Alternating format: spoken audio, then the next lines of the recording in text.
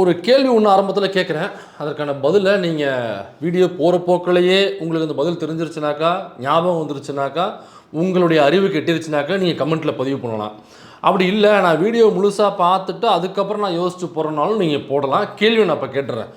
உலகத்திலேயே மானம், வெக்கம், சூடு சொரணை இல்லாத ஜென்மம் அப்படின்னா நீங்கள் யாரை சொல்லுவீங்க?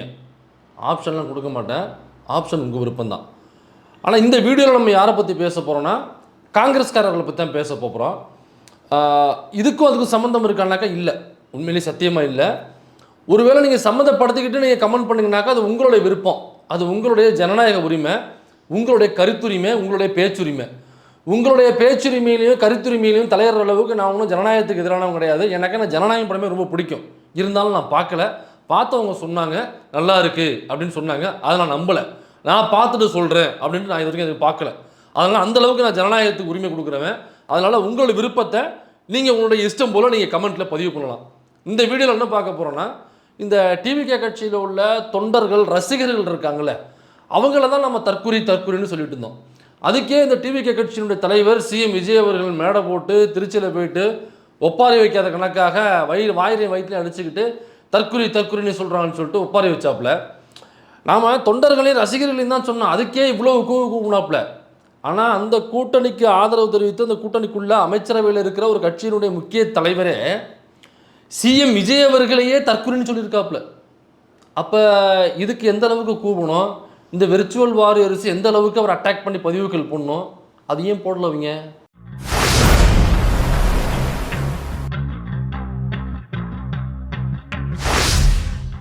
Mr. Vijay is a immature politician. He doesn't know maturity. I think he might have that TMC with him, that's all. Indian National Congress is not with him. He might have TMC with him. The Indian National Congress is with DMK. சுற்றி வளைச்சே பேச விரும்பல, நேரடியாக விஷயத்துக்கு வந்துடுறேன்.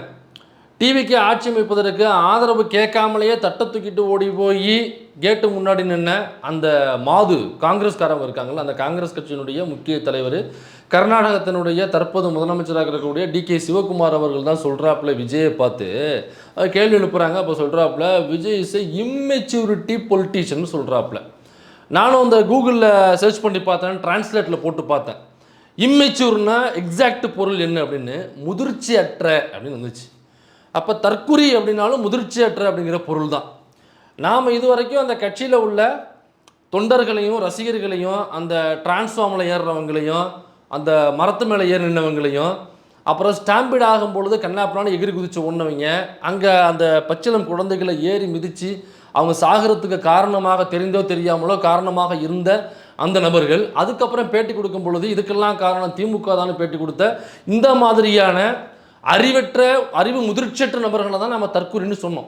அதுக்கே நம்ம CM Vijay அவர்கள் என்ன பண்ணாப்புல, நம்ம திருச்சியில் கிழக்கில் நன்றி சொல்ல போகிறோம் அப்படின்னு சொல்லிட்டு கடைசி வரைக்கும் நன்றியே சொல்லலை. அவர் நன்றி சொல்லாமல் முழுக்க 20 நிமிஷம் வாயிலையும் வயிற்றுலையும் அடிச்சுக்கிட்டு ஒப்பாரி வைக்காத ஒரே ஒரு குறை மட்டும்தான். அந்த சாவு வீட்டில் போனோம்னாக்க பொம்பளைங்க ஒப்பாரி வைப்பாங்களன்னு சொல்லிட்டு ஒரு பழமொழி சொல்லுவாங்க. பழமொழியே இல்லையே அப்படி சொல்லுவாங்க. உடனே பொம்பளைங்க மட்டும்தான் ஒப்பாரி வைக்க முடியுமா என்ற அளவுகளை தயவு செஞ்சு கொஞ்சம் ஓரம் தள்ளி வச்சுருங்க. இதுக்கு அப்புறமான அளவுகளை தூக்கிட்டு வருவோம்னாக்கா உங்களால் ரொம்ப தைரியம். அதான் அந்த மாதிரி ஒப்பாரி வச்ச நபர் நம்ம விஜய். அப்போ அவருடைய கட்சி தொண்டர்களையும் அந்த தற்குறிகளையும் அந்த ரசிகர்களையும் நம்ம தற்குறின்னு சொல்லும் பொழுது அவ்வளவு கோவப்பட்டு தற்குறின்னு சொல்கிறாங்க திரும்ப அப்படின்னு சொல்லி கோவப்பட்டவர் உங்களையே ஒருத்தர் தற்குறின்னு சொல்லியிருக்காரு சார். அவர் வேறு யாரும் இல்லை, தமிழ்நாட்டுக்குள்ளே உங்களுக்கு எதிராக இருக்கிற எதிர்க்கட்சி தலைவர் இல்லை, உங்களுடைய கட்சிக்கு எதிராக செயல்படுகிற அல்லது உங்கள் கட்சியில் தொடர்ந்து விமர்சிக்கக்கூடிய திமுக காரவங்க இல்லை. நீங்கள் கேட்காமலேயே உங்களுக்கு ஆதரவு கொடுப்பதற்கு தட்டை தூக்கிட்டு வந்து ஐயா நான் மாது வந்திருக்கேன், எனக்கு 2 அமைச்சர் சீட்டு கொடுங்கயான்னு சொல்லிட்டு தட்டை தூக்கிட்டு முன்னாடி வந்து நின்ன காங்கிரஸ் கட்சிக்காரவங்க. நீங்கள் சிஎம்மாக பதவி இருக்கும் பொழுது நீங்கள் விரும்பி கூட்டத்தின் பேரில் வந்து நின்னாப்புல இல்லை நம்ம ஐயா பப்பு அவர்கள், அந்த பப்புவோட கையை தூக்கிட்டு நின்னீங்கல்ல, அந்த கட்சியை சார்ந்த சிட்டிங் சிஎம், கர்நாடகத்தினுடைய முக்கியமான சிஎம் டிகே சிவகுமார் அவர்கள், அந்த டிகே சிவகுமார் தான் பேசும்பொழுது உங்களை இம்மெச்சூரிட்டி பொலிட்டீஷியன்னு சொல்கிறாப்புல. ஐயா நாங்கள் சொல்லும் பொழுது விர்ச்சுவல் வாரியர்ஸு என்னையை பற்றி, என் பொண்டாட்டியை பற்றி, என் பிள்ளையை பற்றி, செத்து போன அப்பத்தா வரைக்கும் தோண்டி எடுத்து போட்டு கேள்விகள் கேட்டு அவங்கள அசியசியமாக பேசி அவ்வளோ பதிவுகள் போட்ட விர்ச்சுவல் வாரியர்ஸு ஏன் அஜித்குமார் அவர்களை பற்றி, அஜித்குமார் அவர்களுக்கும் விஜய்க்கும் போட்டினாக்க அஜித்குமார் அவர்களை நீங்கள் பேசலாம், அதில் ஒரு லாஜிக் இருக்குது. அஜித்குமார் அவர்களுடைய மனைவி என்ன பண்ணாங்க, அஜித்குமார் அவர்களுடைய மகள் என்ன பண்ணாங்க, அஜித்குமார் வீட்டில் உள்ள பெண்கள் என்ன பண்ணாங்க, அவங்கள அவ்வளவு ஆபாசமாக பேசுனீங்கல்ல. ஏன் சிவகார்த்திகேயன் எஸ்கே அந்த பராசக்தின்னு ஒரு படம், ஜனநாயகன் படம் வந்து ரிலீஸ் டேட்டு ஃபிக்ஸ் பண்ணதுனால பராசக்தி படத்தோட டேட்டை தள்ளி வைக்கிறாங்க. இல்லைங்க ஜனநாயகன் வருது, நம்ம லேட்டாக ரிலீஸ் பண்ணிக்கலாம் அப்படின்னு சொல்லிட்டு ரெண்டாவது முறையும் ஜனநாயகன் படம் தேதி ரிலீஸே தள்ளி போகுது. அப்பையும் அவங்க திரும்ப தள்ளி வைக்கிறாங்க. திரும்பவும் தேதி தள்ளி போகுதுனா இதுக்கு மேலே நம்ம ரிலீஸ் பண்ண முடியாதுன்னு சொல்லிட்டு தான் குறிப்பிட்ட தேதியில் இவ்வளவு பண்ணியும் தான் அப்போ ரிலீஸ் பண்ணுறாங்க. அப்போ ஜனநாயகன் ரிலீஸ் ஆகலை. அப்போ அந்த படம் பராசக்தி படம் ஜனநாயகத்துக்கு முன்னாடியே வந்துருச்சு, அது நல்ல பேர் வாங்கிருச்சு, அந்த படம் பயங்கரமாக ஓடிருச்சு, எல்லா மக்களாலையும் கொண்டாடப்படுது. அப்படிங்கிறதுனாலே சிவகார்த்திகேயன் வீட்டில் உள்ள அவங்க பெண்களை பற்றி, அவங்க மனைவியை பற்றி, அவங்களுடைய மகளை பற்றி அவ்வளோ ஆபாசமாக பதிவுகள் போட்ட நீங்கள் இந்த மாதிரி இந்த நடிகர்களுடைய வீட்டில் உள்ள அவங்களுடைய பெண்கள் குறித்து, அவங்களோட மனைவிகள் குறித்து, அவங்க வீட்டில் உள்ள மகளிர் குறித்து அவ்வளவு ஆபாசமாக போட்ட நீங்கள் தற்கூரின்னு சொன்னதுனாலேயே நான் அட்டாக் பண்ணுவேன் அப்படின்னு சொன்ன நீங்கள் உங்கள் தலைவரே தற்கூரின்னு சொல்லியிருக்காப்புல. யார்? டிகே சிவகுமார். உங்கள் கூட்டணி கட்சியில் உள்ள 2 அமைச்சர்களை வாங்கியிருக்கிற காங்கிரஸ் கட்சியினுடைய மூத்த தலைவரும் கர்நாடகாவினுடைய சிட்டிங் சிஎம், சாதாரண நபர் கிடையாது. அந்த சிஎம் சொல்கிறாப்புல தமிழ்நாட்டில் உள்ள டிவிகேனுடைய தலைவராகவும் தமிழ்நாட்டு சிஎம்மாகவும் இருக்கக்கூடிய விஜயை பார்த்து இம்மெச்சூரிட்டி பொலிட்டீஷியன் அப்படின்னு சொல்கிறாப்புல. அப்போ அவருக்கு வந்து அறிவு முதிர்ச்சி கிடையாது, அரசியல் அறிவு முதிர்ச்சி கிடையாது அப்படின்றாப்புல. அப்போ அரசியல் தற்கூரின்னு தானேப்பா அர்த்தம், அதானே தமிழில் அர்த்தம். ஏங்க இந்த வீடியோ இப்போ வந்தது இல்லை, அது எங்களுக்கும் தெரியும். இந்த நொன்னாட்டி மெசேஜ்லாம் எங்கள்கிட்ட பேசாத. இந்த வீடியோ வந்து ஏப்ரல் 9ஆம் தேதி வந்திருக்கு. அப்போ ரிசல்ட்டுக்கெல்லாம் முன்னாடி தான் அது வந்திருக்கு, சொல்லப்போனால் எலெக்ஷனுக்கு முன்னாடி வந்திருக்கு. அப்போ டிவிகே, டிஎம்கே, ஏடிஎம்கே இதெல்லாம் லைனில் இருக்கும்போது தான் டிகே சிவகுமார்கிட்ட கேட்குறாங்க, இப்போ விஜய் அவர்கள் வந்து இப்போ புதுசாக கட்சி ஆரம்பிச்சிருக்காரு, இப்போ மேகதாதானை பற்றி நீங்கள் சொல்கிறீங்க, அப்போ விஜயனுடைய நிலைப்பாட்டை பற்றி என்ன நினைக்கிறேன் அப்படின்னு கேட்கும்போது தான் இஸ் அ இம்மெச்சூரிட்டி பொலிட்டீஷியன், அவரை பற்றினா அவங்களுக்கு கேரே கிடையாது அப்படின்றாப்புல. அப்போ ஒருவேளை மேகதாது அணை பற்றின புரிதல் திமுகவிற்கு இல்லைன்னா, மேகதாது அணை பற்றிய புரிதல் இங்கே உள்ள ஜனநாயக சக்திகளுக்கு இல்லைன்னா அவர் என்ன சொல்லியிருப்பார்? டிஎம்கே இம்மெச்சூரிட்டி பார்ட்டி, அல்லது எம்கே ஸ்டாலின் இம்மெச்சூரிட்டி பொலிட்டீஷியன், அல்லது திருமாவளவன் இம்மெச்சூரிட்டி பொலிட்டீஷியன் அப்படின்னு அவர் சொல்லியிருந்துருக்கணும். அது சொல்லலையே. அவர் சொன்ன ஒரே ஒரு வார்த்தை விஜய் இம்மெச்சூரிட்டி பொலிட்டீஷியன் சொல்கிறாப்புல. அப்போ டிஎம்கே இல்லை, இப்போ டிவிகே களத்து வந்துருச்சு, டிவிகே தான் இப்போ சிஎம். இப்போ இம்மெச்சூரிட்டி பொலிட்டீஷியன் போகிற போக்கில் லைட்டாக டீல் பண்ணிட்டு போகிறாப்புல. அப்போ என்ன நடக்கும் மேகதாது அணையில்? இப்போ மேகதாது அணையில் விஜயெல்லாம் சும்மா ஜுஜுப்பி மாதிரி இப்படி கட்டவரில் வச்சு நசுக்கி உஃப்னு ஊதிட்டு போயிட்டே இருப்பாங்க. இந்த பொடி போட்டுட்டு பொடி போடுறதுக்கு முன்னாடி இப்படி தட்டுட்டு இப்படி உதறுவாங்கல்ல, அந்த உதரும் போது விழுற பொடி இருக்குல்ல, அந்த மாதிரி தான் அவங்களுக்கு விஜய். அப்படி உதறிட்டு மூக்கில் வச்சு உறிஞ்சிட்டு போயிட்டே இருப்பாங்க. மேகதாது அணை மேகதாது அணையை பற்றி பேசணும்னாக்கா மேகதாது அணை என்னன்னு முதல்ல தெரியணும், அதற்கு ஏற்கனவே வந்த தீர்ப்புகள் குறித்து தெரியணும், அதுக்கு ஏற்கனவே அமைத்த ஆணையங்கள் குறித்து புரிதல் இருக்கணும். அப்போ எதுவுமே இல்லாத ஒரு நபர் தான் இந்த விஜய். அப்படிங்கிறதுனால தான் அவர் என்ன சொல்கிறாப்புல, இஸ் ஏ இம்மெச்சூரிட்டி பொலிட்டீஷியன். எல்லாம் என்ன தெரியுமா நினைப்பாங்க, இந்த மேகதாது அணை அப்படின்னு வந்தால் சரிங்க தண்ணி விடாமல் இருப்பாங்க. தண்ணி விடாமல் இருந்தால் என்ன பிரச்சனைகள் வரும் நகா, நீங்கள் ஈரோடு, சேலம் அப்படிலேருந்து நீங்கள் கடைக்கோடி, நீங்கள் டெல்டா மாவட்டங்கள்லேருந்து தஞ்சாவூர், திருவாரூர், நாகப்பட்டினம் அப்படியே போனீங்கன்னாக்கா அந்த கடைசியில் கடலில் போய் கலக்கிற வரைக்குமான அந்த விவசாய நிலங்கள் இருக்குல்ல, இந்த விவசாய நிலங்கள்லாம் தமிழ்நாட்டினுடைய பெரும்பான்மையான மக்களுடைய பசியை ஆற்றுகிற நிலங்கள். இதில் விளையிற நெற்கள் தான் நம்மளுடைய பசியை ஆற்றுகிற சோறாக நமக்கு வந்து தட்டில் விழுது. அப்போ அங்கே மேகதாது அணை கட்டி முடிச்சிட்டாங்கனாக்கா தண்ணியை விட மாட்டாங்க. தண்ணியை விடலைனாக்கா நம்மளால் பயிர் பண்ண முடியாது, விவசாயம் பண்ண முடியாது. விவசாயம்னாக்கா சோறு மட்டும் இல்லை, இப்போ நம்ம ஒரு குழம்பு ஒரு கூட்டு வைக்கிறோம் அப்படின்னாக்கா காய்கறிகள் வேணும்ல, அதை சார்ந்த பொருட்கள் வேணும்ல, அதெல்லாம் விளையிறதுக்கு தண்ணி வேணும்ல. அப்போ தண்ணி விடலைனாக்கா ஒட்டுமொத்தமாக சோத்தில் அவங்களுடைய சேத்தள்ளி வச்சதுக்கு சமம். அப்போ மேகதாது அணை கட்டுனாக்கா ஒட்டுமொத்தமாக நம்ம தட்டில் சோறு இருக்காது, சேறு தான் இருக்கும். சேரையா வரை திங்க முடியும்? அப்போ சோறு பிரச்சனை பெருசாக இருக்கும். அரிசி பிரச்சனை, அரிசி தட்டுப்பாடு வரும். அரிசி தட்டுப்பாடு வந்தாக்கா வெளியில் கடைகளில் விற்கிறாங்கல்ல அரிசி, ஒரு மூட்டை ஒரு 1500 ரூபாய்க்கு வாங்குறோன்னு வச்சுப்போம். அப்புறம் தட்டுப்பாடு வரும்பொழுது என்ன ஆகும்னாக்கா ஒவ்வொரு இண்டிவிஜுவல் பர்சனும் அந்த மூட்டையை விற்கிறவங்க இருக்காங்கல்ல, அவங்க பதுக்கல் பண்ணிக்கிட்டு 1500 மூட்டையை 2000க்கு விற்க ஆரம்பிப்பாங்க. என்னக்கா தட்டுப்பாடு ஆகிடும். அப்போ அரிசிக்கு டிமாண்ட் ஏற்படும். அப்போ என்ன பண்ணும், அரிசியினுடைய விலை அதிகமாகும். ஏற்கனவே இங்கே விலைவாசி கட்டுக்கடங்காத அளவில் பெருசாக போயிட்டுருக்கு, பணவீக்கம் பெருசாக போயிட்டுருக்கு, சம்பளம் கம்மியாக இருக்குது. ஆனால் பார்த்தீங்கன்னா விலைவாசி மிக பெருசாக இருக்குது. கரண்ட் பில்லு ஏற்றிட்டாங்கன்னு ஒருத்தவங்க சொல்கிறாங்க, ஏற்ற போகிறாங்கன்னு ஒருத்தவங்க சொல்கிறாங்க, 4 பேர் ஏற்றிட்டாங்க பாருங்கன்னு சொல்லிட்டு சில நாங்கள் மின் கட்டணம் செலுத்தணும்னு சொல்லிட்டு சில போஸ்டர்ஸ் வருது, அது உண்மையாக என்னங்கிறது நமக்கு தெரியல. ஏன்னா ஏற்றுனாக்கா ஏற்றிட்டேன்னு சொல்லிட்டு அந்த பில்லு முன்னாடி எவ்வளோ இருந்துச்சு இப்போ எவ்வளோ ஏற்றிருக்கோம் அப்படிங்கிறதுக்கான ப்ராப்பராக வரும். இப்போ எதுவுமே தான் ப்ராப்பராக இல்லையே.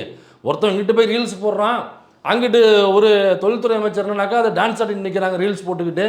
யார் அமைச்சர் யார் மாவட்ட செயலர்னு தெரில, அமைச்சர் டான்ஸ் ஆடிட்டு இருக்கு, மாவட்ட செயலர் ரைடுக்கு போயிட்டு இருக்காரு. இதில் யார் அமைச்சர் யார் மாவட்ட செயலர்னு நமக்கு தெரியல. அப்போ இதில் இந்த மேகதாது அணை இருந்துச்சுனாக்கா முதல்ல விவசாயம் பாதிக்கப்படும், முழுக்க முழுக்க விவசாயம் பாதிக்கப்படும். சரி, விவசாய பிரச்சனை மட்டும்தான் அதில் இருக்குது அப்படின்னாக்கா இல்லை.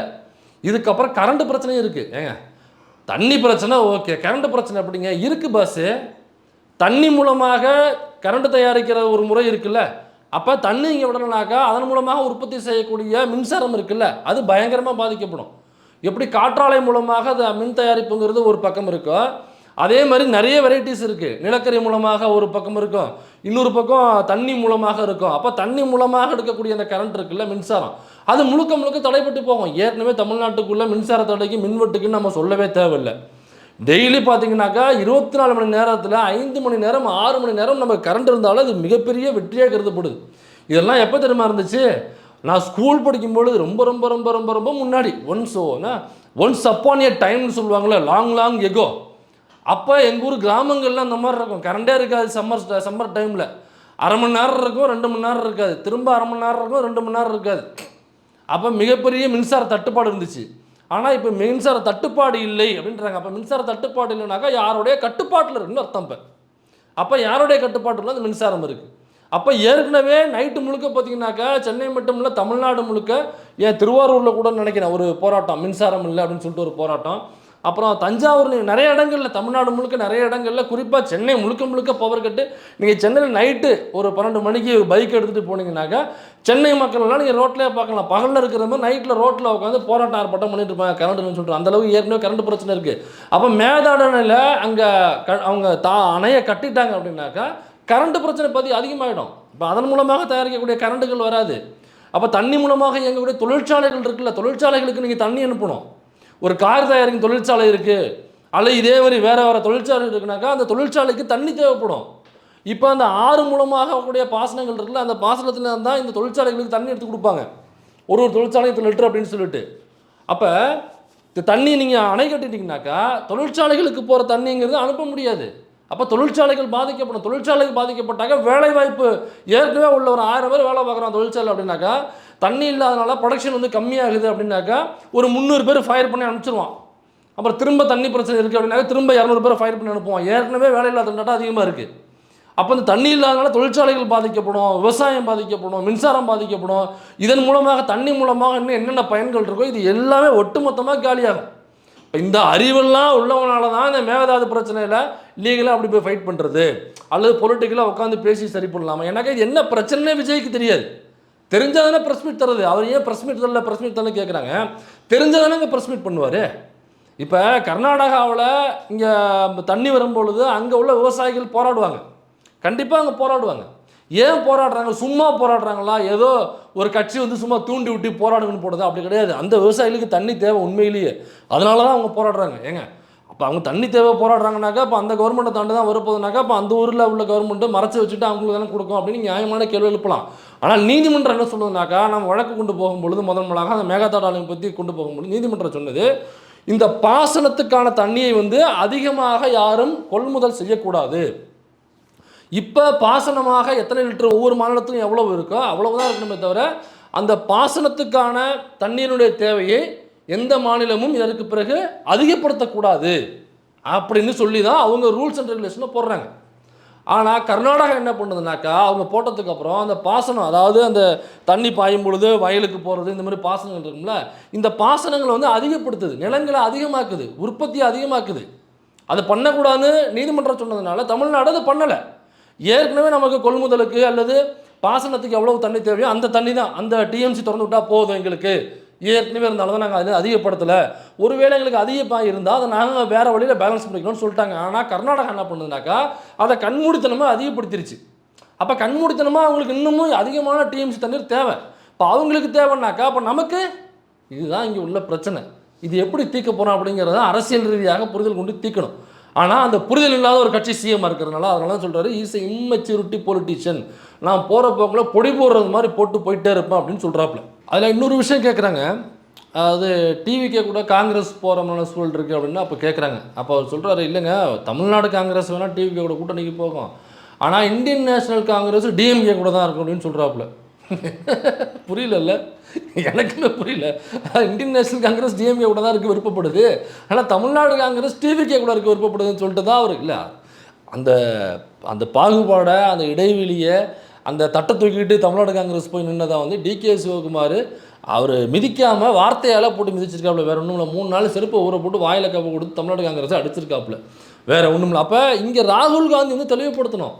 என்னக்கா டிகே சிவகுமாருங்கிறவர் ஒரு சிட்டிங் சிஎம், அவர் சிட்டிங் சிஎம். ராகுல் காந்தி சிஎம்ஓ பிரைம் மினிஸ்டர்லாம் கிடையாது அவர், சரிங்களா? ஆனால் இவர் சிட்டிங் சிஎம். இப்போ அவர் என்ன சொல்கிறார், இந்தியன் நேஷனல் காங்கிரஸ் டிஎம்கே கூட தான் இருக்குன்றாரு, ஆனால் தமிழ்நாடு காங்கிரஸ் வந்து டிவிகே கூட இருக்குன்றாரு. ராகுல் காந்தி இப்போ தெளிவுபடுத்த வேண்டியதில்லை, போயிட்டாங்கன்ற வச்சுங்களேன். அப்போ நேஷனல் காங்கிரஸ், இந்தியன் நேஷனல் காங்கிரஸில் முக்கிய தலைவராக சிட்டிங் சிஎம்மாக இருக்கக்கூடிய டிகே சிவகுமார் டிஎம்கே கூட தான் காங்கிரஸ் இருக்கணும் அப்படின்னு ரொம்ப அழுத்தமாக இருக்காப்புல. ஏன் தெரியுமா ஒரு அழுத்தமாக இருக்காப்புல? இங்கே தான் நீங்கள் கவனிக்கணும். இப்போ தான் நான் மேட்ருக்கே வர்றேன். டிகே சிவகுமார் காங்கிரஸ் கர்நாடகாவில் ஜெயிக்கும் பொழுது சனாதனத்துக்கு எதிராக அவர் பேசினாப்புல, சனாதனத்துக்கு எதிராக, பார்ப்பனியத்துக்கு எதிராக அவர் பேசினார். எந்த காங்கிரஸ்காரனும் சனாதனத்துக்கு எதிராக பேச மாட்டான், ஆனால் டிகே சிவகுமார் பேசினார்.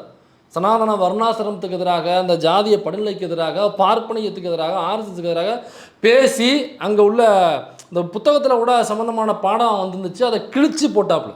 அதை கிழிச்சு போட்டு இதுக்கப்புறம் இனிமேல் காங்கிரஸ் ஆட்சி, காங்கிரஸ் ஆட்சியில் சனாதனத்தை ஆதரிக்கக்கூடிய, பார்ப்பனியத்தை ஆதரிக்கக்கூடிய பாடத்திட்டங்கள் இதில் இருக்காதுன்னு அதற்கு முன்னாடி இருந்த கட்சி வந்து ஆட்சியில் அவங்க வச்சுருந்தாங்க. அப்புறம் இவங்க வந்ததுக்கு அப்புறம் கிழிச்சு போட்டு இந்த பாடத்திட்டம் இனிமேல் கடைன்னு தூக்கி போட்டாப்புல. டிகே சிவகுமார் ரொம்ப தெளிவான நபர், பார்ப்பனியத்துக்கு சனாதனத்துக்கு எதிராக வந்த உடனே முதல் குரலை எழுப்பியவர். அப்போ இந்த பக்கம் டிஎம்கே சரி இருந்தீங்கன்னாக்கா, ஏற்கனவே டெபுட்டி சிஎம் சனாதன ஒழிப்பு மாநாட்டில் கலந்துக்கிட்டு மிகப்பெரிய வழக்கு வாங்கினவர். ஆனால் வழக்கு வாங்கினாலும் ஒரு அடி கூட அவர் பின்வாங்கவில்லை, கடைசி வரை எடுத்த நிலைப்பாட்டில் கால் ஊன்றி நின்றவர். அது மட்டும் இல்லை, இப்போ எதிர்க்கட்சி தலைவர் ஆனதுக்கப்புறம் சட்டமன்றத்தில் பேசும்பொழுது இந்த சாதிய பாகுபாடை மக்கள்கிட்ட பிரிவினை ஏற்படுத்துகிற இந்த சனாதனம் ஒழிக்கப்பட வேண்டும் அப்படின்னு சொன்னவர், சட்டமன்றத்துக்குள்ளே பேசினவர். இப்போ நீங்கள் தான் சொல்கிறீங்களே விஜய் வந்து பயங்கரமான ஒரு முற்போக்கு அவர், ஏன்னாக்கா அவங்க கூட தான் விசிகே இருக்குது, அவங்க கூட தான் வந்து சிபிஐ இருக்குது, அவங்க கூட தான் சிபிஎம் இருக்குது, ஐஎம்எல் அவங்க கூட தான் இருக்குது. அப்போ வந்து இந்த கட்சி தான் பாருங்கள் பயங்கரமான முற்போக்கு, பிஜேபிக்கு ஆதரவாக எங்கேயுமே விஜய் பேசவே இல்லை, விஜய் வந்து பயங்கரமான ஒரு பிஜேபி எதிர்ப்பாளர். பாருங்கள் யூடியூபர் மாரிதாஸையே கைது பண்ணிட்டாங்க பாருங்கள். இப்போ யூடியூபர் மாரிதாஸுங்கிறவர் ஒரு பிஜேபி ஆர்எஸ்எஸ் பேக்கப்பு, அவரையே கைது பண்ணிட்டாங்கன்னா இவங்க எப்படியே பிஜேபிக்கு ஆதரவாக இருக்க முடியும்? இப்போ பயங்கரமான பிஜேபி ஆர்எஸ்எஸ் எதிர்ப்பாளர் தாங்க விஜய், இது கூட உங்களால் புரிஞ்சிக்க முடியாதா அப்படின்னு பல பேர் வருவாங்க. சரி ஓகே, பிஜேபி எதிர்ப்பாளர்னு வச்சுப்போம், ஒரு முற்போக்கு, பயங்கரமான முற்போக்காளர். 7 தலித்துகளுக்கு அவர் கட்சியில் மட்டும் 7 தலித்துகளுக்கு அமைச்சராக்கிட்டார், அதனால பயங்கரமான முற்போக்கு, பட்டேல் சமூக மக்களுக்கு வாரி வழங்கி விட்டார் அமைச்சர் பதவிகளை அப்படிங்கிறது. சரி ஓகே, அப்போ அதே விஜய் எதிர்க்கட்சி தலைவராக இருக்கக்கூடிய உதயநிதி ஸ்டாலின் அவர்கள் சனாதனம் ஒழிகன்னு சட்டமன்றத்தில் பேசுகிறார். சட்டமன்றத்தில் பேசுகிறது ரெக்கார்டு, அங்கே பதிவேட்டில் குறிப்பிடப்படும், அது காலகாலத்துக்கு அந்த பதிவு இருக்கும். இன்னொரு 50-60 வருஷங்கள் வச்சு யாரோ ஒருத்தன் பிரிட்டிஷ்காரன் தமிழ்நாடு சட்டசபை குறித்து ஏதோ ஒரு பிஹெச்டி பண்ண ஆய்வுகள் பண்ண வரான், டாக்குமெண்ட்ரி பண்ண வரானாக்கா இதெல்லாம் அவனை பார்வையில் போட யாருங்க சனாதனத்துக்கு எதிராக பேசுனதை உதயநிதி ஸ்டாலின் பேசியிருக்காருன்னு. ஒரு சனாதனம்னா என்ன, சாதிய படிநிலையை இருக்கணும், தக்க வைக்கணும், தீண்டாமல் இருக்கணும்னு சொல்கிறதாங்க சாதிய படிநிலை அப்படின்னு வரும். இதை எதிர்த்து எதிர்க்கட்சி தலைவர் பேசியிருக்காரா? அப்போ ஆளுங்கட்சி தலைவர் என்ன பண்ணாப்புல அப்படின்னா கோட்டை போட்டு உட்காந்தாப்புலன்னு இன்றைக்கி ரெக்கார்டில் இருக்கும், கோட்டை போட்டு உட்காந்தாப்புல வேறு எதுவுமே பண்ணல அப்படின்னு இருக்கும். அப்போ அதே பிஜேபி எதிர்ப்பாளர், ஆர்எஸ்எஸ் பார்ப்பன எதிர்ப்பாளர்னு விஜய் முகமூடி அவர் பயங்கரமான முற்போக்கு அப்படின்னாக்கா அவரை பேச சொல்லுங்களேன். டிகே சிவகுமார் பேசின, உதயநிதி ஸ்டாலின் அவர்கள் பேசின சனாதன ஒழிப்பை விஜயை பேச சொல்லுங்க, சட்டமன்றத்தில் பேச சொல்லுங்க. இதை பேசுனீங்கன்னாக்கா ஓகே சூப்பருங்க, பயங்கரமாக பிஜேபி எதிர்க்கிறாப்புல, ஆர்எஸ்எஸ் எதிர்க்கிறாப்புன்னு சொல்லலாம். வர்ணாசிரமம்னு பேசக்கூடாது, சாதியை ஒழிக்கிறன்னு பேசக்கூடாது, மேலோட்டமாக இடஒதுக்கீடு வேணால் பேசிக்கலாம். இந்த அரசியல் பிசி, இந்த பாருங்கள் யாருமே பிசி இல்லை, இது பாருங்கள் இதில் யாருமே இது இல்லை அது இல்லை அப்படின்னா பேசலாமே தவிர சனாதனம் அதனுடைய ஆணிவேரை குறித்து யாரும் பேசக்கூடாது. ஆனால் நம்ம பேசிடுவோம், தமிழ்நாடு முழுக்க பேசுகிறோம். சிஎம்மாக இருக்கிறவர் பேசுகிறாரு, டிசிஎம்மாக இருக்கிறவர் பேசுகிறார், இது அவனுக்கு பெரிய சிக்கலாக இருக்குது. அப்போ இதெல்லாம் பேசாத ஒரு முற்போக்கு ஒரு முகம், அது முற்போக்குனாக்கா ஒரு போலியான ஒரு முற்போக்கு பேசுகிற ஒரு ஒரு ஒரு முகம், ஒரு போலி முற்போக்காளர் அப்படின்னு ஒரு முகம் இருந்தால் போதும். அவர் பிஜேபி எதிர்ப்பாளர் மாதிரி இருக்கணும், ஆனால் சனாதனத்துக்கிட்ட போகக்கூடாது. அப்படியாப்பட்ட ஒரு முகம் யாருனாக்கா நம்ம கோட்டு கோவிந்தசாமி தான். அப்போ கோட்டு கோவிந்தசாமியை பிடிக்கிறாங்க. ரைட்டு, கோட்டு கோவிந்தசாமியை உட்காருவே, இனிமேல் நம்ம வந்து திமுக கழட்டி விட்டு கோட்டு கோவிந்தசாமியோட போயிட வேண்டியதான் அப்படின்னு சொல்லிட்டு தான் அவங்க என்ன பண்ணுறாங்கனாக்கா டிவிகே கிட்ட போயிட்டு டோட்டலாக கழட்டிட்டாங்க. அப்போ அவரை பேச சொல்லுங்களேன் பார்ப்போம். நீங்கள் பிஜேபி எதிர்க்கிறீங்க, நீங்கள் ஆர்எஸ்எஸ் எதிர்க்கிறீங்க அப்படின்னாக்கா சனாதன மொழின்னு சொல்லுங்க. ஏற்கனவே சொன்னார்ல, கெத்தா தில்லா சொன்னார்ல, முதுகெலும்போட சொன்னார்ல, நெஞ்சு நிமித்தி சொன்னார்ல, அதே மாதிரி அவரை சொல்லுங்க. அவரை சொன்னீங்கன்னாங்க ஓகே சூப்பருங்க, நாங்களும் பின்னாடி வந்துட்டு போகிறோம். அப்போ இதெல்லாம் சொல்லாத ஒரு முகம் தேவைங்கிறதுனால தான் அவங்க டிவிக்கே தூக்கி அப்ளை பண்ண பார்க்குறாங்க. இதில் இன்னைக்கு இந்தியா கூட்டணியினுடைய இது நேற்றுன்னு நினைக்கிறேன் கூட்டம் நடந்திருக்கு. நேற்று நடந்த கூட்டம். அதில் திருமாவர்கள் தலைவர் எழுச்சி தமிழர் திருமாவர்கள் பேசும் பொழுது காங்கிரஸை போட்டு மிதின்னு நினச்சிருக்காப்புல, தோன்னு தொலைச்சிருக்காப்புல. அதில் தலைவர்னு கூட நான் போட்டிருந்தேன். கமெண்ட்டில் நிறைய பேர் என்னைய கழிவுலேயே ஊற்றிருக்கீங்க, பரவாயில்ல, இட்ஸ் ஓகே, நோ ப்ராப்ளம். அப்போ அதில் தலைவர் எழுச்சி தமிழர்கள் பேசும்பொழுது காங்கிரஸோட நிலைப்பாடுகள் சரியில்லை, தமிழ்நாட்டில் திமுக கூட்டணியில் இருக்கும் பொழுது திமுக தோற்பதற்கு, திரிணாமுல் காங்கிரஸ் தோற்பதற்கு, உத்தரப்பிரதேசில் அந்த யாதவ் தோற்பதற்கு, பீகாரில் உள்ள யாதவ் தோற்பதற்கு, இதெல்லாம் வந்து தோற்பதற்கு காங்கிரஸ் மிக முக்கிய காரணமாக இருந்திருக்கிறது. காங்கிரஸோட செயல்பாடுகள் முக்கியமாக இருந்திருக்கிறது. கூட்டணிக்குள்ளே இருந்துக்கிட்டே கூட்டணி கட்சிகள் போட்டி போடுற தொகுதியில் காங்கிரஸும் போய் போட்டிக்கிட்டு இருக்கு. பீகாரில் சொல்கிறாப்புல, நாங்கள் போட்டியிட்ட தொகுதியிலேயே 5 தொகுதியில் காங்கிரஸும் எங்கள் எதிர்த்து போட்டிக்கிட்டாங்க, இது எப்படி வந்து கூட்டணி தர்மமாக இருக்க முடியும் அவர் கேட்குறாப்புல. ஏன் பாண்டிச்சேரியில் கூட்டணின்னு சொல்லிட்டு அங்கே டிஎம்கே சார்பாக கூட்டணி கட்சிகள் போட்டிடும் பொழுது அங்கே காங்கிரஸ்காரனும் போட்டிடுறான். அதனால தான் எங்கள் அண்ணன் சீமான் நல்ல சொர்ணம் வர மாதிரி கேட்டாப்புல. அவர் என்ன அவங்களாம் இந்த காங்கிரஸ்காரனுக்கு கொஞ்சமாவது சூடு சொர்ண மயிர் இருக்காடான்னு கேட்டேன். நான் கேட்கல, எங்கள் அண்ணன் கேட்டாப்புல. நான் என்ன கேட்கிறேன் இந்த காங்கிரஸ் பெருமக்கள்கிட்ட, நீங்க எல்லாம் சோத்துல உப்பு போட்டு சாப்பிடுறீங்களா? உங்களுக்கு மானம், ரோசம், சூடு, சொரணை, வெக்கம் இதுல ஏதாவது ஒண்ணு இருக்க ஆனா எல்லாரும் நல்ல கசங்காத வேட்டி சட்டை மட்டும் வெக்கம் இல்லாம கட்டிக்கிறீங்க. வெக்கம் இல்லாம.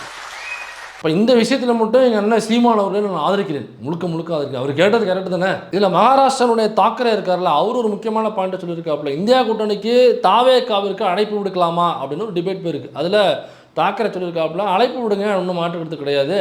ஆனால் திமுக எந்த அளவுக்கு பிஜேபியை ரூட் வரைக்கும் போய் எதிர்த்தாங்களோ, நல்ல ஸ்ட்ராங்காக நின்று அப்போஸ் பண்ணாங்களோ, அதே மாதிரியான அப்போசிஷனை டிவிகே கொடுக்கும், விஜய் கொடுப்பாருங்கிற உத்தரவாதத்தை காங்கிரஸ் எங்களுக்கு கொடுக்குமா? உத்தரவாதத்தை கொடுத்த பிறகு அவர்கள் அந்த செயல்பாட்டோடு ஊன்றி எதிர்ப்பார்களா?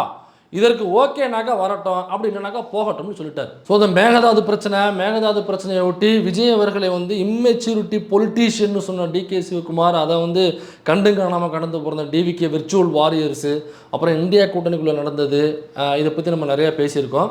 அதனால் நிகழ்ச்சியினுடைய இறுதிக்கு வந்துட்டோம். அந்த கேள்வி நான் திரும்பவும் கேட்குறேன், பதிலை மறக்காமல் நீங்கள் கமெண்ட்டில் சொல்லணும். உலகத்திலேயே சூடு, சொரணை, மானம், வெக்கம் இதெல்லாம் இல்லாத ஜென்மங்கள் யார்? இதற்கான பதிலை கமெண்ட் செக்ஷனில் மறந்துடாமல் போட்டு போங்க.